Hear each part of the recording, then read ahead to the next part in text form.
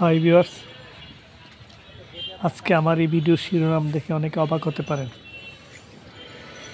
কিন্তু ভিডিওর বিস্তারিত বিষয়গুলো ব্যাখ্যা করার পর আপনারা তা সহজে অনুধাবন করতে পারবেন। এই এলাকাটি হলো নীলক্ষেত নিউ মার্কেট এলাকা, ঢাকা। এর অবস্থান হলো ঢাকা বিশ্ববিদ্যালয় থেকে পশ্চিম দিকে, ইডেন কলেজ থেকে উত্তর দিকে, ঢাকা কলেজ থেকে দক্ষিণ দিকে, ঢাকা কলেজ সায়েন্স ল্যাবরেটরি থেকে দক্ষিণ দিকে। আর এই নীলক্ষেতের আশেপাশে রয়েছে বুয়েট, পলাশীতে অবস্থিত ঢাকা মেডিকেল কলেজ। আর ঢাকা বিশ্ববিদ্যালয় এলাকাটি এই নীলক্ষেতে শেষ নয়, নীলক্ষেতের পশ্চিম পাশেও ঢাকা বিশ্ববিদ্যালয়ের অনুষদ রয়েছে।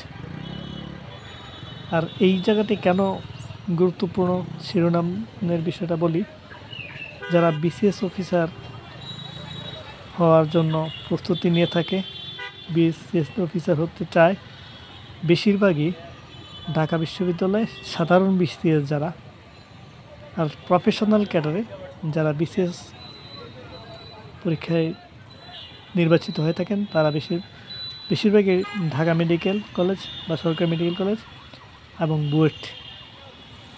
সে কারণেই বলেছি বিসিএস অফিসার হতে হলে এখানে আসতে হয়, কারণ এই নীলক্ষেত হচ্ছে বিখ্যাত বইয়ের মার্কেটের জন্য।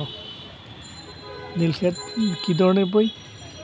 চাকরি নিয়োগ পরীক্ষা, বিশ্ববিদ্যালয় ভর্তি পরীক্ষা, একাডেমিক বই, স্কুল কলেজের, তাছাড়া মেডিকেলের বই, ইঞ্জিনিয়ারিং বই, ইংলিশ ডিপার্টমেন্টের বই, ল আইন বিভাগের বই।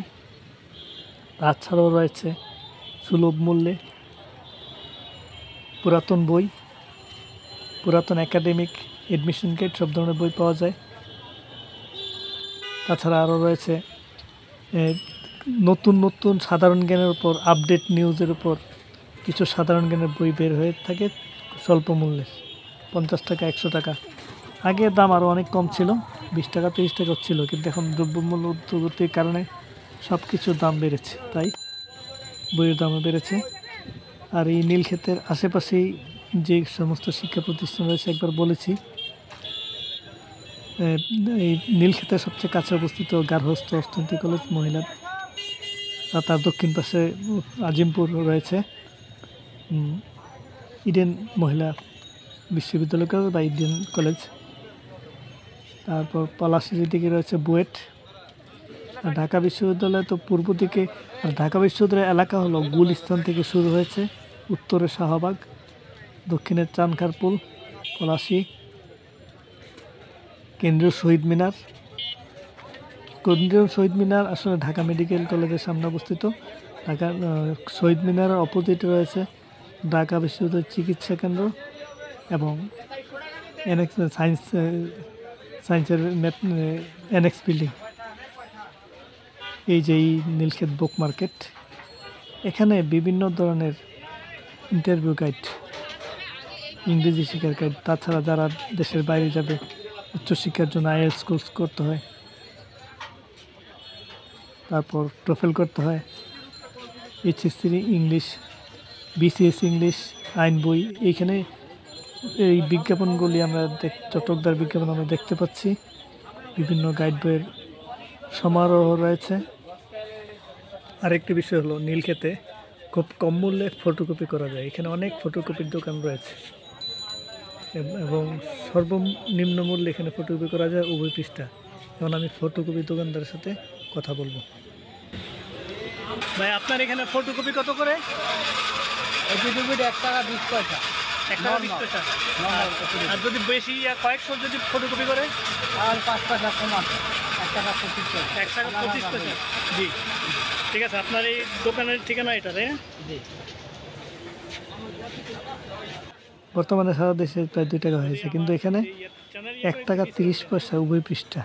তাহলে যারা বেশি ফটোকপি করবেন, বই ছাপাবেন বা পরীক্ষার প্রশ্ন, এখানে চলে আসতে পারেন। নীলক্ষেতের যে এই এলাকার কাছাকাছি স্থানে অবস্থিত ঢাকা বিশ্ববিদ্যালয়ের এফ রহমান হল, মহসিন হল, জহুরুল হল, সূর্য সেন হল হেঁটে যাওয়ার দূরত্বে। এখানে বইয়ের দোকানের পাশাপাশি রয়েছে ছাত্রদের জন্য বা ভার্সিটি শিক্ষা প্রতিষ্ঠানের শিক্ষার্থীদের জন্য স্বল্প মূল্যে খাবারের রেস্টুরেন্ট অ্যাভেলেবল। তাছাড়া রয়েছে ছাপাখানা, রয়েছে টেইলার্স, যারা মেডিকেলের অ্যাপ্রন তৈরি করে মেডিকেল স্টুডেন্ট। আগে মেডিকেলের মানুষ কম পড়তো, প্রাইভেট মেডিকেল যখন ছিল না মেডিকেল কলেজ। এখন প্রাইভেট মেডিকেল কলেজ থাকাতে দেশে মেডিকেল ইঞ্জিনিয়ারিং স্টুডেন্ট অনেক বেড়ে গেছে প্রাইভেট ইউনিভার্সিটিতে। যে কোনো বয়সে প্রাইভেট ইউনিভার্সিটি বিএসসি ইঞ্জিনিয়ারিং পড়তে পারে। তবে এমবিবিএস যে কোনো বয়সে পড়া যায় না, যে কোনো সালে পাস করলেই পড়তে পারে না। এই যে বিসিএস ইঞ্জিনিয়ারিং, বিসিএস বই বলতে আসলে সাধারণ মানুষের একটা ধারণা যে সে বিসিএস পড়ে। বিসিএস পড়া বলতে কিছু না।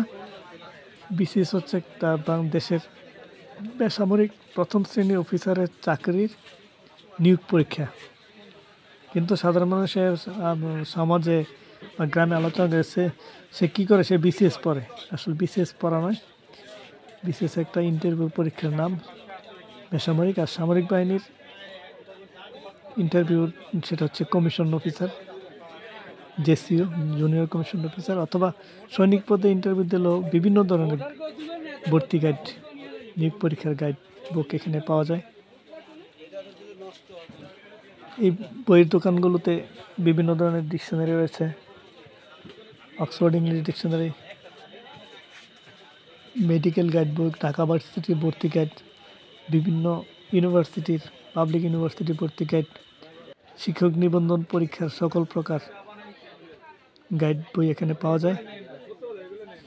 এছাড়া শিক্ষা প্রতিষ্ঠানের আরও অনেক স্টেশনারি সামগ্রী এখানে পাওয়া যায়, marker pen, ball pen, colour pen, তাছাড়া আইডি কার্ড, ক্যাপ, এগুলো নীলক্ষেতেই এই ঠিক এই বইয়ের মার্কেটে না, পূর্ব দিকে আরও মার্কেট রয়েছে, সেখানে বিভিন্ন ধরনের ছাপাখানা রয়েছে, বই ছাপানো যায়। এই নীলক্ষেতে অনেকে বই ফটোকপি করে ছাপিয়ে থাকে, এবং তখন যেমন বইয়ের ফটোকপি যে প্রাইসটা বলা হলো, এটা মূলত যারা বই ছাপায় তারা এইভাবে বই ছাপায়, ফটোকপি করে বাইন্ডিং করে বই ছাপায়। এখানে বাইন্ডিং ব্যবস্থা আছে, অ্যাভেলেবল কম্পোজের দোকান রয়েছে, অনলাইনে আবেদন সব কিছুই রয়েছে।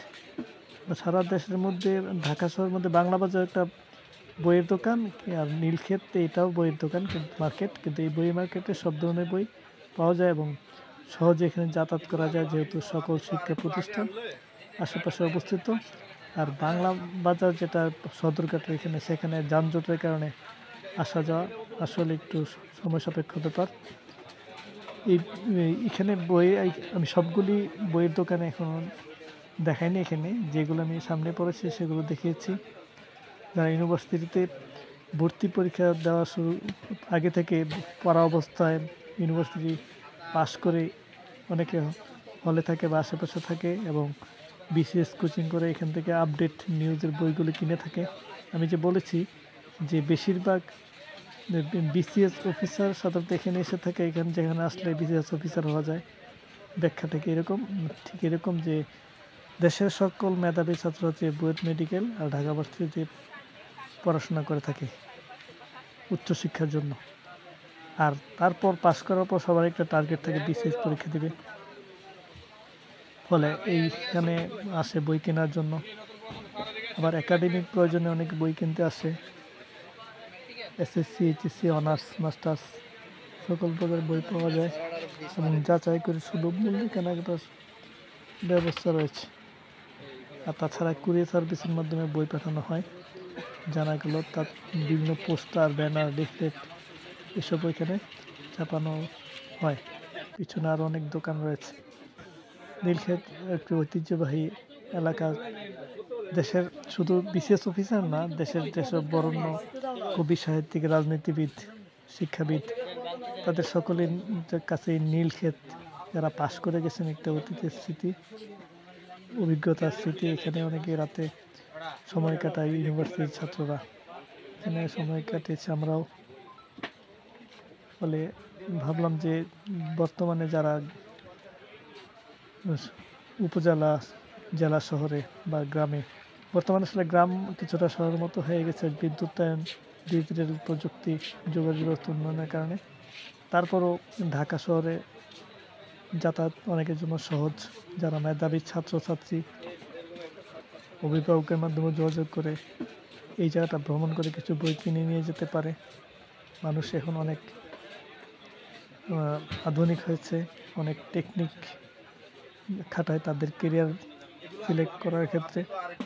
যেমন একসময় একটা মেধাবী ছাত্র মেডিকেলেও চান্স পেত, বুয়েটেও চান্স পেত, মানে সেভাবে প্রস্তুতি নিত যেটা চান্স পায়। কিন্তু মানুষ এখন অনেক টেকফুল হয়ে গেছে। যেমন যে মেডিকেল চিন্তা করে সে শুধু মেডিকেলের প্রস্তুতি নেবে, কারণ সে যদি বুয়েটের প্রস্তুতি নেয় তাহলে মেডিকেল প্রস্তুতি কম হবে। আবার যে বুয়েটে টার্গেট করে থাকে সে বুয়েটের প্রস্তুতি ভালোভাবে নেবে, মেডিকেল প্রস্তুতি কম নেবে। বর্তমান যুগে ঠিক এরকম।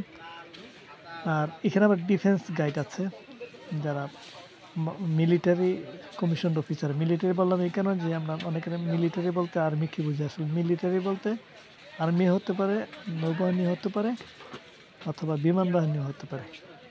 আর 3টারই কমিশন অফিসার রয়েছে। এবং মজার বিষয় হচ্ছে এই 3 অফিসার মিলিটারি অফিসার হওয়ার জন্য তাদের 3-4 দিন থেকে একটা ইন্টারভিউ দিতে হয় ঢাকা ক্যান্টনমেন্টে। 3 দিন বা 4 দিন থাকতে হয়। সেই জায়গাটাকে বলা ISSB, inter services selection board.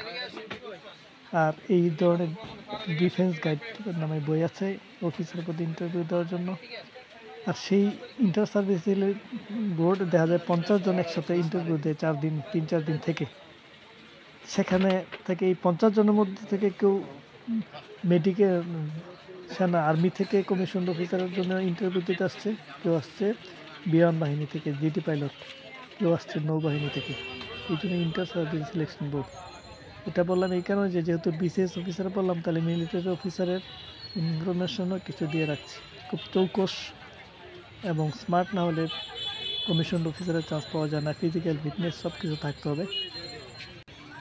তাহলে এইখানে এসে যারা কেরিয়ার বিল্ড আপ করতে চায়, সচেতন অভিভাবক যারা আছেন, যারা স্কুলের স্টুডেন্ট, 9-এ পড়ে, 10-এ পড়ে, খুব মেধাবী, ভবিষ্যতে সে মেডিকেলে পড়তে চায়, ঢাকা ভার্সিটিতে বা বুয়েটে পড়তে চায়, আগে থেকে এখান থেকে গাইড বই কিনে পড়াশোনা করলে তারা মডেল কোশ্চেন দেখতে পেলো কী ধরনের প্রশ্ন হয়।